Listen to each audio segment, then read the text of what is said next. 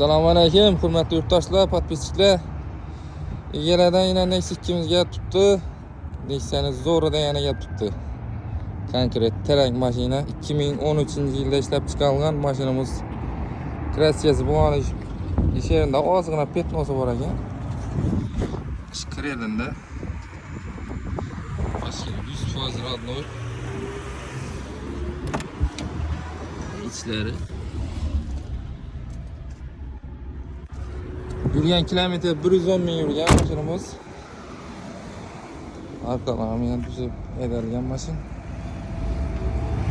O'zimizda iloti mashina garantiyali ishonchli mashina. Ko'raverasizlar. Narxi 65 million so'mda tutdilar. Endi ustundan kelib, bizdan savdo qilaverasizlar. Katta savdoda turibdi mashinamiz. Gelip xarid etaverasizlar.